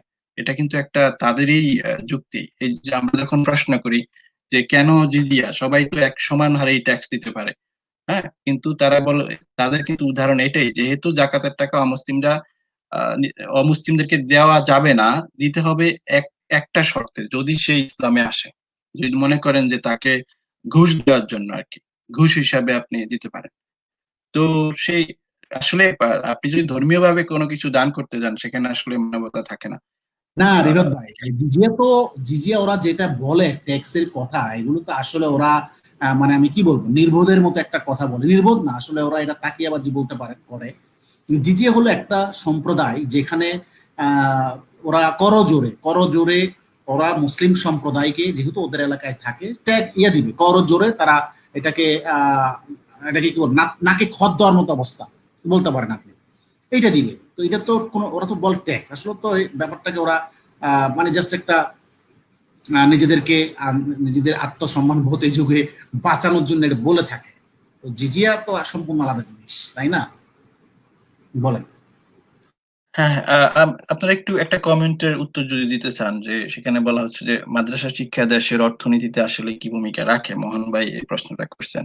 আমি একটু বলি এই বিষয়ে। মাদ্রাসা শিক্ষা আহ একটা দেশকে, একটা দেশের অর্থনীতিকে ধ্বংস করে, এক নাম্বার। দুই নাম্বার হচ্ছে এই যে মাদ্রাসা থেকে যেই আমরা যদি দাখিল পরীক্ষার রেজাল্ট দেখি, অথবা আলেম ফাজেল টাইটেল, অথবা কমি মাদ্রাসা, হাফিজি মাদ্রাসা, নুরানি মাদ্রাসা, সকল মাদ্রাসা থেকে আমরা প্রতি বছর লক্ষ লক্ষ ছাত্র বের হচ্ছে। সেখানে এরা হচ্ছে আমাদের দেশের জন্য বোঝা, এবং তারা পরিবারের জন্য বোঝা, তারা সমাজের জন্য বোঝা। তারা আসলে কোনোভাবেই অর্থনীতিতে কোনো অবদান রাখার কোনো সুযোগ নেই। বরঞ্চ তারা কি করে, আমাদের অর্থনীতিকে আরো 12টা বাজিয়ে দেয়, আমাদের সাধারণ মানুষকে ভয়ভীতি দেখিয়ে আমাদেরকে হজে পাঠায় এবং ওমরাতে পাঠায়, এবং মাদ্রাসা মসজিদ চক্র আকারে বৃদ্ধি করার জন্য আরো উদ্বুদ্ধ করে। সো আমাদের টাকাটা সৌদি আরব দিয়ে আসে মক্কা হজের নামে। তো আমাদের অর্থনীতির 12টা বাজিয়ে ওই সৌদি আরব যখন, আপনারা এখন দেখেন যে মসজিদ সকল কিছু বন্ধ করতে তাদের দ্বিধাবোধ করতে হয় না। তাদের ব্যবসা বাণিজ্য, এটা হচ্ছে ব্যবসা। এখন করোনা কালে তারা ব্যবসা বন্ধ করে দিছে, আবার করোনা চলে যাবে, ব্যবসা খুলবে। তো মাদ্রাসা শিক্ষা দেশের অর্থনীতিতে কোনো ভূমিকাই নাই, বরংশ আমাদেরকে আমাদের অর্থনীতিকে আরো ধ্বংস করে। এবং আমাদের যে রেমিটেন্স, সে এখন আমি সঠিক নাম্বার জানি না, $33 বিলিয়ন বা সামথিং, এটা হয়তো এখন হতো $1 লক্ষ বিলিয়ন। যদি আমরা স্বাধীনতার পর থেকে যদি হজের যে টাকাটা যদি হিসাব করে আনি, তো রেমিটেন্স, অনেকে হয়তো বলতে পারেন যে আমি অন্যভাবে তো টাকা পাচার হচ্ছে, সেটা ভিন্ন। সেটা কিন্তু আমরা মিডিয়াতে দেখতে পাই, টিভিতে আলোচনা করে, পত্রিকায় রিপোর্ট হয়, দুর্নীতি দমন কমিশন আলোচনা, মানে এগুলি সবসময় তাদের বিরুদ্ধে কথা বলে। কথা যে হয় না তা না, কথা হয়, রাজনীতিবিদদের বিরুদ্ধে কথা হয়, যারা দুর্নীতি করে তাদের বিরুদ্ধে কথা হয়। কিন্তু এখানে যে একটা বৈধভাবে বাংলাদেশের অর্থনীতিকে পঙ্গু করার জন্য যে সৌদি আরবে লক্ষ লক্ষ ডলার পাঠানো হচ্ছে, সেটা নিয়ে কিন্তু কথা হয় না। সেজন্যই তো মাদ্রাসা শিক্ষা আসলে আমাদের কে কোনো অর্থনৈতিক ভাবে কোনো দিক দিয়ে আমাদের আসলে উপকার করতে পারে না। এটা একটা মানুষকে মানে হাজার লক্ষ লক্ষ মানুষকে পঙ্গু করে দেশের মধ্যে ছেড়ে দেয়। এরা দেশের বাহিরে গিয়েও কিছু করতে পারে না। বর্তমানে আমরা যদি এই যে আমার সাথে যারা লেখাপড়া করতো, তারা সবাই কিন্তু মিডল ইস্টে আছে। হ্যাঁ, তারা ওখানে ভালো কিছু করতে পারে না, তার কারণ হচ্ছে ওখানেও এখন তারা এই যে আমেরিকা, ইউরোপের কাফের দেশের টেকনোলজি ব্যবহার করে তাদের শ্রমিকের যেই আহ, যত শ্রমিক প্রয়োজন ছিল, সেটা সেই পরিমাণ শ্রমিক প্রয়োজন হয় না। এবং এই ধরনের টেকনোলজি যে মিশনারি যে অপারেট করতে যে শিক্ষাটা লাগে, সেটাও কিন্তু তাদের নাই। সেজন্য তারা ওখানে গিয়েও ভালো করতে পারতে তারা দেশে চলে আসতে বাধ্য হচ্ছে। তো এই জন্য মাদ্রাসা শিক্ষাটা হচ্ছে আমাদের একটা বোঝা। এটাই। আপনারা যদি এই বিষয়ে কিছু বলতে চান, এই মোহন ভাইয়ের প্রশ্নের উত্তর। হ্যাঁ, আমি একটু বলি। সেটা হলো মাদ্রাসা শিক্ষা দেশের অর্থনীতিতে কোনো না না, আবেদ ভাই, ওই যে মোহন ভাই যেটা কোশ্চেন করছে যে অর্থনীতি, এখন আপনার এটা বুঝতে হবে যে অর্থনীতিটা, ইসলামে অর্থনীতিটা কিভাবে আসছে। এখন অর্থনীতি বলতে আপনি যদি বুঝেন যে মাদ্রাসা শিক্ষা, এগুলো আপনি বলতে চাচ্ছিলেন, বাট ইটস নট দ্যাট। ইসলামের অর্থনীতিটা হলো গিয়ে আপনার মানে ছিনায় নেওয়া টাইপ। আপনার আপনি আবেদ ওমর, আপনি আবেদ আমার, আপনি হলেন গিয়ে কাফের, আপনার কাছে আমি যুদ্ধ করে আপনার কাছ থেকে সবকিছু অর্থনৈতিক, আপনার অর্থ প্রতিপত্তি আমি ছিনায় নিলাম। এইটাই হলো গিয়ে আমার অর্থনৈতিক সমৃদ্ধি। এখন আপনি বলেন। হ্যাঁ, আমি যেটা বলছিলাম, এই মাদ্রাসা শিক্ষা দেশের অর্থনীতিতে ভূমিকা তো রাখেই না, বরং অর্থনীতিকে ধ্বংসের মুখে ঠেলে দিচ্ছে। আমি একটু বিশ্লেষণ করে বলি। সেটা হলো, ধরেন আমাদের বর্তমানে দেশে যদি হুজুরের সংখ্যা মানে যারা আলেম ওলামাদের সংখ্যা মোট টোটাল যদি আমি ধরি 40 লক্ষ বা 50 লক্ষ বা 20 লক্ষ যেটাই হোক হোয়াটএভার, আমার সংখ্যাটা এই মুহূর্তে জানা নাই, তবে এরকম একটা অ্যামাউন্ট হবে। এই এদেরকে যদি আপনি দেখেন, এরা আসলে দেশে যে উৎপাদনে কি ধরনের ভূমিকা এরা পালন করে, আপনি দেখবেন কোনো ভূমিকাই নাই উৎপাদনের ক্ষেত্রে এদের এদের যদি এই মানুষগুলোকে যদি আমরা কাজে লাগাতে পারতাম উৎপাদনের ক্ষেত্রে, তাহলে কিন্তু আমি হলফ করে বলে দিতে পারি দেশের জিডিপি 1 থেকে 2% বেড়ে যেত। ওই যে অবিরিফাত ভাই যেটা বললো যে আমাদের আজকে 100 বিলিয়ন ট্রানজাকশন চলে যেত যদি এই মানুষগুলোকে আমরা কর্মসংস্থান কাজে লাগাতে পারতাম, অর্থাৎ দেশজ উৎপাদনে কাজে লাগাতে পারতাম। হ্যাঁ, ওটা তো পারছি না, ওটা তো হচ্ছেই না। এই মানুষগুলো আরেকজনের উপর বার্ডেন, সম্পূর্ণরূপে বার্ডেন হয়ে এরা খাচ্ছে। উৎপাদনে কিন্তু এদের কোনো ভূমিকা নাই, বরং এরা পরজীবী। শুধু পরজীবী হয়ে যদি এদের থাকতো, এরা ক্ষান্ত হতো, তাও আমি মেনে নিতাম। কিন্তু এরা তা করে না, বরং এরা দেশের অর্থনীতিকে দিন দিন ক্ষতির দিকে নিয়ে যাচ্ছে। যেমন এরা কিন্তু যে সমস্ত একটা পরিবারে, ধরেন একটা পরিবার যদি আপনি কনসিডার করেন, সেখানে যদি কোনো হুজুরের, প্রতিটা বাংলাদেশের প্রতিটা পরিবারে হুজুরের সাথে কিন্তু একটা লিঙ্ক থাকেই, কোনো কেউ না কোনো ভাবে হুজুরদের সাথে এদের একটা কানেকশন থাকেই।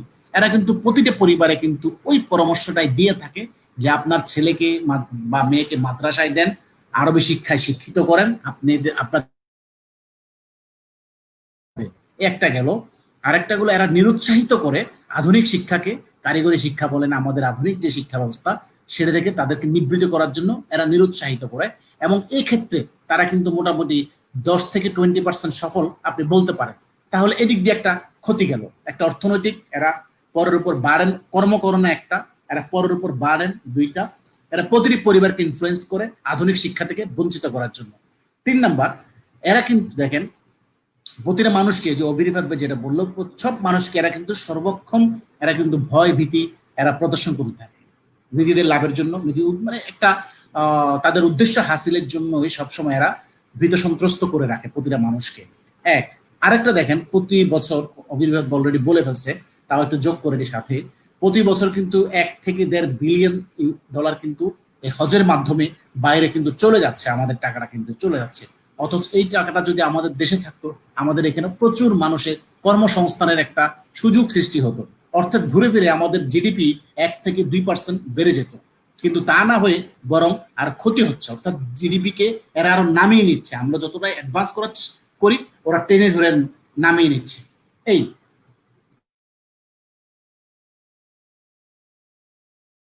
বলেন। ভাই, জাকির ভাই, আপনাদেরকে ধন্যবাদ। আমি আসলে এখানে আলোচনাটা শেষ করে দিব। আপনি যদি শেষ বক্তব্য থেকে থাকে আজকের এই যে আমাদের নাগরিক দায়িত্ব, আমরা সাধারণ মানুষ হিসেবে আমরা কতটুকু সচেতন এই মহাসংকট কালে, এই বিষয়ে যদি just, শেষ বক্তব্য দিতেন আবাদ ভাই।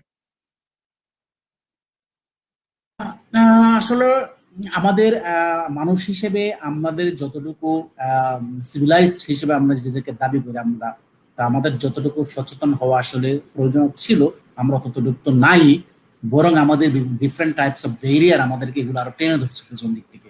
এটাও একটা রিজন। তারপর সমষ্টিগত ভাবে আপনি বলতে পারেন, সেটার দিক দিয়েও আমাদের অনেক ভেরিয়ার আছে, আমরা পারছি না, কারণ সেখানেও অসচেতন লোকজন দিয়ে ভরা চারদিকে। সো আমাদের একটা যেটা করতে পারি, আমাদের নিজেদেরকে ট্রাই করতে হবে ডেভেলপমেন্টের জন্য, নিজেকে নিজে ডেভেলপ করার জন্য চেষ্টা করতে হবে, সমাজের সমস্ত প্রতিবন্ধকতাকে অ্যাভয়েড করে। অর্থাৎ আমাদেরকে এগুলো ডিফারেন্ট ভাবে আমরা করতে পারি। আমরা যুক্তিসঙ্গত আলোচনা করে, আমরা পড়াশোনা করে, সব ভাবে আমরা নিজেদেরকে ডেভেলপ করার চেষ্টা করতে হবে। এইটাই আমার বক্তব্য।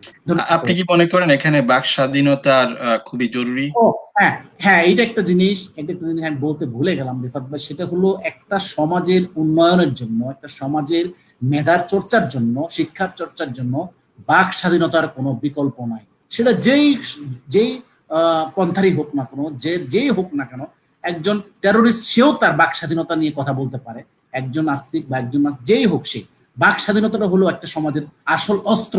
আমি এটাকে বলবো উন্নয়নের আসল অস্ত্র, জ্ঞান বিকাশের আসল অস্ত্র হলো বাক স্বাধীনতা, কথা বলার রাইটস। ধন্যবাদ। হ্যাঁ আবাদ ভাই, একটা বিষয় আমি যুক্ত করতে চাই। আমাদের মনে হয় একজন মন্ত্রী, তিনি হচ্ছেন কি বিষয়ক মন্ত্রী বলে, এই যে মিডিয়া, তো উনি একটা তথ্য তথ্যমন্ত্রী, হ্যাঁ, তো উনি একটা ইয়ে দিছিলেন, স্ট্যাটাস দিছিলেন, এবং স্ট্যাটাসটা কয়েকজন আইন মানে যারা ওই যে সাইবার ক্রাইমে কাজ করে তাদের মধ্যে আমি কয়েকজনকে দেখলাম পোস্ট, আবার ওরা রিপোস্ট করছে, শেয়ার করছে। সেটা হচ্ছে যে আপনারা কোনো কিছু শেয়ার করতে হলে মানে হুমকি দামকির মতো, এই যে আপনারা জেনে নেবেন, বুঝে নেবেন, মানে এই ধরনের একটা স্ট্যাটাস দিল। আমি আশ্চর্য হয়ে গেলাম যে উনি এই স্ট্যাটাসটা দেওয়ার মাধ্যমে আসলে কমপ্লিটলি বুঝাতে চাইলো যে আপনারা সতর্ক হন। আসলে যে মূল জায়গায় হাত দেওয়ার কথা তারা হাত দেয় না, যে মানুষকে স্বশিক্ষিত করা, সচেতন করা। একটা রিউমার বা একটা গুজব, একটা এটা উঠতেই পারে, কিন্তু মানুষকে যদি আমরা স্বশিক্ষিত করতে পারি যে এটা গুজব, যাচাই বাছাই করার ক্ষমতা যদি আমরা তাদেরকে যাতে মানুষ যাচাই বাছাই করতে পারে, সেই জায়গায় তারা কাজ না করে ওই কে একটা গুজব কিছু বললো বা কে কোনো ভুল তথ্য দিল, সেইটার বিরুদ্ধে তারা আসলে মানুষের সেটার মাধ্যমে মানুষের বাক স্বাধীনতা হরণ করার চেষ্টা করে। তো যাই হোক, যাক পিটার ভাই, আপনি যদি বা আপনি ওইটা কি আরো কিছু ওইটা বলছেন? ভাই, মানে আমাদের সরকারের যে অবস্থা এখন, সেটা হলো কোনো জায়গায় ঘা হলে সেটা উপর দিয়ে সারানোর ব্যবস্থা করে, কিন্তু এটাকে কিউর করার জন্য পার্মানেন্টলি কোন একটা সমাধান করবে সেটা কিন্তু করে না। আপনি যেমনটা বলছিলেন যে আসলে সমাধান করতে হবে রুট লেভেল থেকে, আসলে আমার কি কারণে এটা হচ্ছে। আমি কিন্তু মনে আমাকে করি একটা গুজব ছড়ানোর, রিউমার ছড়ানোর বা গালি দেওয়া বা যে কোনো যে ধরনের কথাবার্তা সে একজন বলতেই পারে, বাট আরেকজন মানুষ সেটাকে কিভাবে রিসিভ করবে সেই বিষয়টা যদি আপনি মানুষকে সশিক্ষিত করেন, তাহলে তো আর এগুলি নিয়ে মাথা ব্যথা নেই। একজন একটা রাইট গুজব রাইট ছড়াইতেই পারে। আমি রাইট এটা রাইট সমর্থনও করি। রাইট ফেক নিউজ আমি সমর্থন করি। কিন্তু হ্যাঁ, আমাদের ডেফিনেটলি এটা মানুষকে তো সচেতন করতেই করলে পারে। তো আর ফেক নিউজটাকে আপনি ফেক নিউজ, যেটা যে ফেক নিউজ সেটা যাচাই বাছাই করার জন্য মানুষকে তো শিক্ষিত করতে হবে। সেদিকে হাত না দিয়ে আপনি যদি ফেক নিউজ বলে যদি পুরা মানুষের বাক স্বাধীনতা হরণ করেন, তাহলে তো সমস্যা। ঠিক আছে, আবাদ ভাই। ধন্যবাদ ধন্যবাদ ভাই। আচ্ছা রিফাত ভাই, এখন জি, জি। বিষয়টা হলো কি যে খয়রাতি, আপনি ভাই খয়রাতি জিনিস নিয়ে কাজ করলে হবে না। আমাদের অধিকাংশ মুসলমানদের যেটা আমাদের ধারণা যে আব্দুর রাজ্জাক বিন Yusuf is talking fake, Mufti Ibrahim is talking fake, Zakir Naik is talking fake। মানে এক একজন আমাদের ধার্মিক যারা আছে, মডারেট মুসলিমের লোকজন আছে, তারা তাদের ধর্মটাকে নিজের ভাবে মনে করে, বা আমরা আসলে জানি না, যে আমাদেরকে কোন ভাবে ধর্মটাকে গ্রহণ করতে হবে। এখন যে আপনার বিষয়বস্তু ধর্ম ছিল না, বা আপনার বিষয়বস্তু হলো গিয়ে যে আপনি করোনা নিয়ে শুরু করছেন, যে এখানে আমরা মানবিকতাকে এইভাবে দেখাইছি এই গ্রামাগ্রা। বাট প্রবলেমটা হলো গিয়ে যে আমি প্রথম পর্বেই বলছি যে যে অ্যাকচুয়ালি এইটা আসলে আপনার ডাইরেক্ট ইনডাইরেক্ট আপনি যেভাবে বলেন সেটা ইনফ্লুয়েন্স করে প্রত্যেকটা ব্যক্তির মধ্যে, যে তার ভয় এবং তার লোভ থেকে। এবং সেই বিষয়ে আমরা আলোকপাত করার চেষ্টা করছি, এবং আপনাদের যারা দর্শক ছিল তারা নিশ্চয়ই বুঝতে পারছে যে এই বিষয়টা ক্রিস্টাল ক্লিয়ার। বাট আমাদের মডার্ন মুসলিমরা তারা কখনো মনে করে না যে একটা হাদিস যদি তারা মনে করে যে এটা তার মনের বিরুদ্ধে গেল, তারা বলে যে ভাই আমি হাদিস মানি না, আমি কোরআন মানি। বাট মেইনলি মুসলমান কখনো একটা মুসলিম হিসাবে আমি যদি মুসলমান হই, আমাকে প্রথমে মানতে হবে কোরআন, কোরআনের পরে আমাকে মানতে হবে হাদিস, এবং হাদিসের পরে আমাকে মানতে হবে আপনার হলো গিয়ে এজমা কিয়াস। হ্যাঁ, ইজমা এবং কিয়াস, রাইট। বাট হাদিসের ক্ষেত্রে দেখা যায় যে আমাদের মডারেট মুসলিমদের একটা চুলকানি আছে, তারা বলে যে ভাই হাদিস অনেক পরে লেখা হয়েছে, এই সেই আগরা বাগরা। বাট মোহাম্মদের মোহাম্মদের কোনো কিছু আপনি যদি অমান্য করেন, তাহলে আপনিও কিন্তু অ্যাবসলিউটলি কাফের হয়ে যাবেন। সেটা সে বিষয়ে তাদের কোনো জ্ঞান নাই। এবং পরবর্তীতে যেটা ইজমা এবং কিয়াস, ইজমা এবং কিয়াসটা হবে অ্যাবসলিউটলি আপনার মন গড়া হবে না, আপনার জ্ঞানের উপরে হবে না।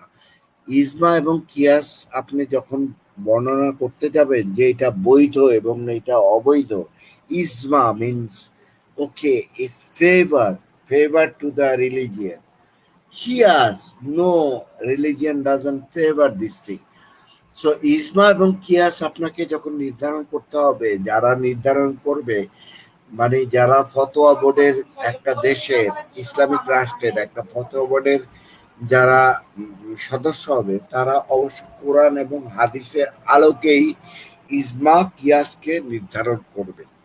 সো মুসলমান হিসেবে আপনি যখন বুঝতে পারবেন না যে আপনার আসলে অনস্বীকার্য এবং যেটা আপনাকে মান্য করতে হবে, সেটাকে আপনি যদি না মান্য করেন তাহলে হবে না। বিকজ আমি আমি আমার অনেক রিলেটিভদের সাথে ডিসকাস করেছি, তারা বলে আমরা ভাই ভাই আমরা হলেন গিয়ে কোরআন মানি, আমরা হাদিস টাদিস মানি না। বাট তারপরে কোরআনে আমি বলি যে ঠিক আছে, এই যে আয়াতটা আছে এইটার এক্সপ্লেনেশন কি আপনি দিতে পারবেন? সে তখন বললো যে ওকে, আমি এই এক্সপ্লেনেশন দিতে পারবো না, বিকজ জানি না, বুঝি না, এইটার হয়তো বা অনেক ধরনের অর্থ আছে। বাট আমরা আমরা যদি পর্যালোচনা করি যে বিভিন্ন মাদ্রাসা, বিভিন্ন ইসলামিক যে বিশ্ববিদ্যালয়গুলো আছে, সেখানে কোনগুলো তাফসির গ্রহণ করা হচ্ছে, বাট এই মডারেট মুসলিমরা যখন দেখে যে তাফসির গ্রন্থ তাদের এক্সপ্লেনেশনের বা তাদের বোধ শক্তির বিরুদ্ধে যাচ্ছে, তখন তারা এই তাফসির গুলোকে মানে ভাই, এইটা হলো গিয়ে প্রবলেম। এবং তখন তারা লেটেস্ট যারা স্কলার আছে তাদের তাফসির গুলোকে গ্রহণ করতে চেষ্টা করে। But that's not the Islamic ethics. Islamic ethics অনুযায়ী আপনাকে কোরআন মানতে হবে, আপনাকে হাদিস মানতে হবে, এবং আপনাকে ইজমা এবং কিয়াস মানতে হবে। ইজমা এবং কিয়াস হলো গিয়ে কোরআন এবং হাদিসের আলোকে যেটা বর্ণনা করা হয় না, সেটা কোরআন এবং হাদিসের আলোকে বর্ণনা করা হবে। আপনি যদি একটা হাদিসকে অস্বীকার করেন, তাহলে আপনি কিন্তু কাফের হয়ে যাচ্ছেন, আপনি ইমানদার হচ্ছেন না। সেই বিষয়টা কিন্তু ধারণা নাই। ধারণা না থাকার জন্য তারা অনেক কিছু দেখা যায় যে তারা একটা মানে একটা কি বলে দোদুল্যমান অবস্থানের ভিতরে বসবাস করে, এবং এইটাকেই তারা মনের শান্তি হিসেবে গ্রহণ করে। বাট আমি যেটা মনের শান্তি হিসেবে গ্রহণ করব, সেটা কিন্তু ইসলামে কোরআন এবং হাদিস সেটাভাবে ব্যাখ্যা করে না। কোরআন এবং হাদিস তার অনুযায়ী ব্যাখ্যা করবে, এবং আমরা বুঝতে পারবো যে আমরা গ্রহণ করব সেইটাই। নবী করিম সাল্লাল্লাহু আলাইহি ইসলামের সাথে যারা ছিলেন সাহাবীরা, তারা যে ব্যাখ্যাটা করছে সেই ব্যাখ্যাটাকে আমরা গ্রহণ করব, এবং সাহাবীর থেকে তাদের থেকে আমরা যে ব্যাখ্যাটা পাবো সেইটাকে গ্রহণ করব। বর্তমানে রিফাত অভি ভাই বা এই যে আবেদ অমর ভাই যেই ব্যাখ্যাটা দিবে, সেই ব্যাখ্যাটাকে গ্রহণীয় করা হবে না, এই কারণে বিকজ তার ভিতরে সে কোনো সাহাবিও না, বা সে কোনো সাহাবির কাছ থেকেও শোনে না, তাবেদাবাদ দিকেও শুনে নাই। সো এইটা আমাদের মডারেট মুসলিমদের ভিতরে কিন্তু একটা কনফ্লিক্ট করে, যেটা আমি গতকালকে আমার বাসায় আমার কিছু আত্মীয় স্বজন এসেছিল, তাদের মাধ্যমে তাদের সাথে ডিসকাস করতে করতে তারা এক পর্যায়ে দেখলাম যে হাদিসকে বলে দিল, তারা ইজমা কিয়াস এগুলো কিছু মানে না, কোরআন, ওকে কোরআনের এই আয়াত আমি বুঝি না, এইটা আমি এইভাবে বুঝি, এইটাই আমি বুঝবো, আমি কোনো তাফসীরে যাব না। সো এইটা তো সহিহ মুসলিম হিসাবে গ্রহণীয়, একসেপ্টেবল না। বিকজ আপনি আপনি যদি সহিহ মুসলিম চাইতে চান, আপনি আব্দুর রাজ্জাক বিন ইউসুফ, হ্যাঁ, 100-100 কোরআনে যা আছে তাই বলে, হাদিসে যা আছে তাই বলে, এবং এর ভিতরে আপনি তার সাথে চ্যালেঞ্জ করে আপনি কখনো পারবেন না। আপনি আব্দুর রাজ্জাক বিন ইউসুফ, সে হয়তোবা আপনার 90% বলে, 10% নিজের থেকে থট বলে, ঠিক আছে, 90% আপনাকে বিলিভ করতে হবে। এবং আপনাকে যদি, এবং তাদেরকে আমি দেখছি, তারা বললো যে ইসলামিক ফাউন্ডেশনে যারা হুজুররা ট্রান্সলেট করছে তাদের এটা ভুলও থাকতে পারে।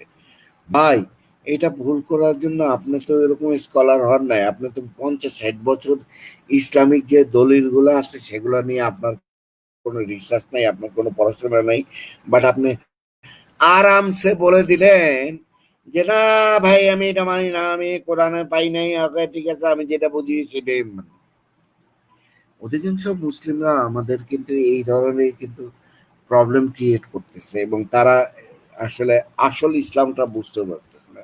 এবং আসল ইসলামটা যখন তার বিবেক এবং তার যখন নৈতিকতার সাথে বিভ্রান্ত হচ্ছে, তখনই কিন্তু সেগুলোকে মানতেছে না।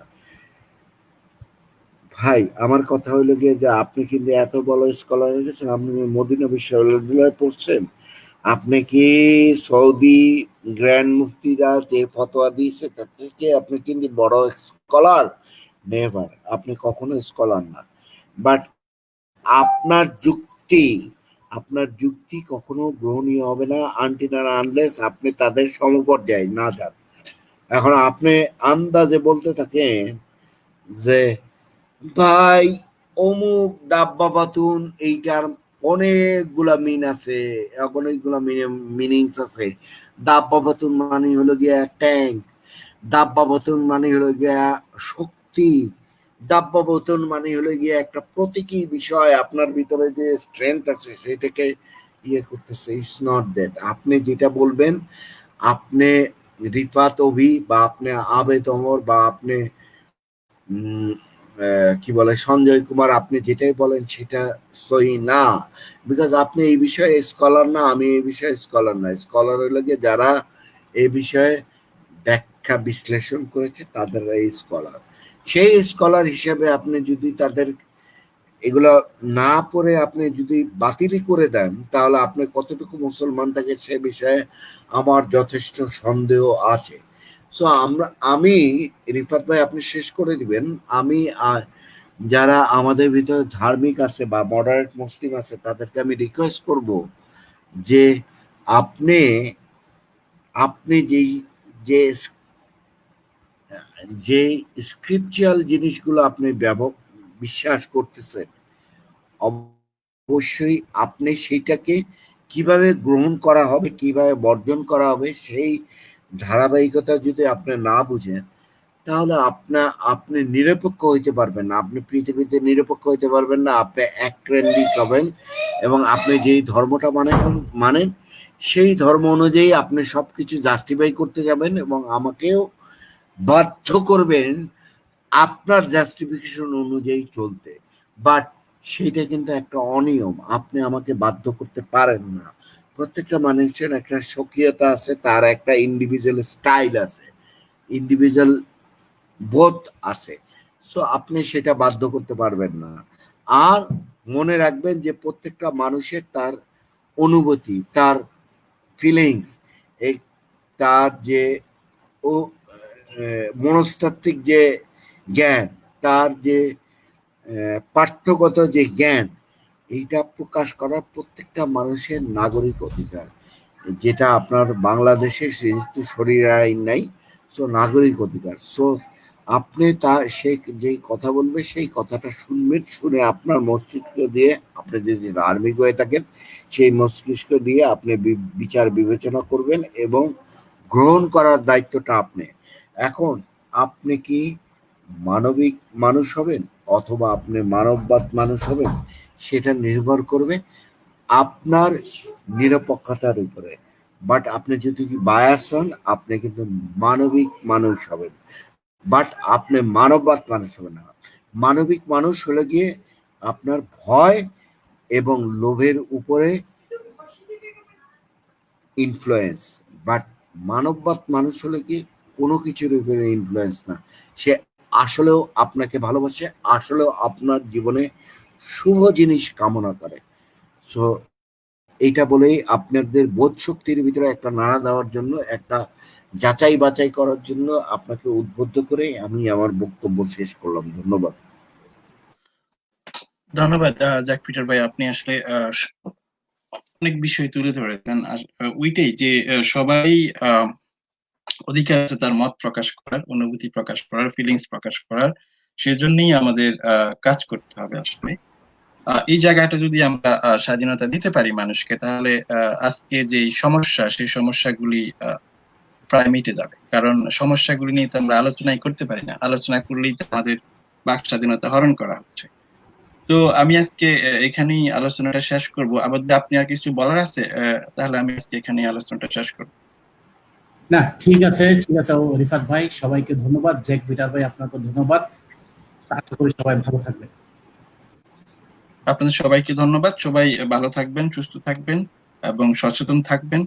এবং যে কোনো বিষয়ে আপনারা শুনবেন, সেটা গুজব হোক, ফেক নিউজ হোক, সত্য নিউজ হোক, মিথ্যা নিউজ হোক, আপনারা সেটা যাচাই বাছাই করে দেখবেন এবং নিজের যে বিশ্বাসটা, সেই বিশ্বাসটাকে যাচাই বাছাই করে দেখবেন সেখানে কতটুকু যৌক্তিক, কতটুকু অযৌক্তিক। এই ক্ষমতাটা যদি আপনাদের হয়, তাহলে আমাদের এই বর্তমান যে সমস্যা সমাজে, অনেকটাই আমরা সমাধান করতে পারবো। তো ভালো থাকবেন, সুস্থ থাকবেন জ্যাক পিটার ভাই, সবাইকে ধন্যবাদ। অনেক অনেক ধন্যবাদ, সবাইকে শুভকামনা।